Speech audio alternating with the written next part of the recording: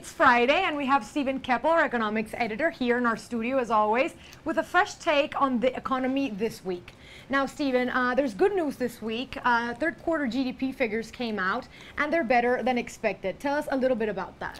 Yeah, so GDP growth, economic growth during the third quarter, it grew. The economy grew by 2.5%, which is about what people expected, although the positive thing is that it shows that we're not headed towards a recession anytime soon. Okay. So this is very good. We saw some growth in consumption, some growth in investment. We didn't see as much export growth as we really need to get out of the recession. So what this kind of tells us is that we are really, I don't know if stuck is the word or trapped, but we're in this situation of new normal, which is basically decent but slow growth that will not be enough really to get unemployment down. So I think we're going to have to live with this type of growth, probably over the medium term. And I think this is the best news that we've heard in a couple of months, correct? Well, yeah, it's the best, the fastest growth rate we've had since the third quarter of last year. Okay. And some other good news this week was, the European crisis. They seem to be reaching a deal, so that kind of helped with a little bit of confidence this week. So hopefully we'll see more of an impact of that.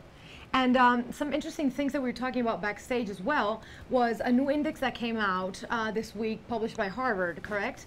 That measures future growth for a specific set of countries, and we had some interesting figures in Latin America. Sure, yeah. I was in Harvard this week for the traveling again. What's called yeah, of course, always called the Global Empowerment Meeting. And one of the things they released there was a new, they're calling it the Atlas for Economic Complexity. Basically a measure of prosperity. And what was interesting was that a number of Latin American countries did really well in the index. And basically what the index measures is how these countries, their potential for growth over the next 10 years or so. And it's based on the fact that, yeah, their economies are complex and they're doing various different things. So for example, Mexico did really well. And a little bit, some people were surprised by that. And the reason it did well, I mean, I guess if you compare Mexico to Chile, Mexico did better because its economy is more, it's more diverse. Okay. You know, they produce machinery and auto parts and all these different things, whereas the Chilean economy, you know, a lot of it is focused on natural resources like copper.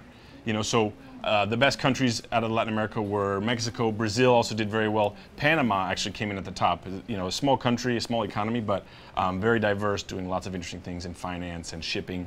And also Colombia was featured at the top. And Venezuela, of course, was at the bottom. Their economy and economic growth is solely based on internal consumption, and their exports are 95% of exports come from oil. So according to this index, that's not the way toward growth in the future. Now, in how many years will these changes occur, or will we see this index take place? Yeah, the idea that the index looks over more of the long term, okay, which makes it easier to forecast actually instead of now. So the idea is that for a country like Mexico, okay, the systems and the industries are in place and poised for growth. I mean, we'll see what happens. But I mean, I suggest everybody really look it up. It's the Atlas of Economic Complexity at the Harvard Center of International Development. Now, I can't let you go, Stephen, without stating the obvious. It's Halloween, and I just want to ask you, what is your costume? Well, I'm an economist with a cowboy hat and glasses. What about yourself? No. You have to have a better answer than that. Come on. Well, what do you have any good suggestions You're for? A sheriff. You can be a sheriff. Yeah, I'm a sheriff. And I'm Josie and the Pussycats, and here's my tail. And with that, we'll leave you for this weekend. Have a happy Halloween, everyone.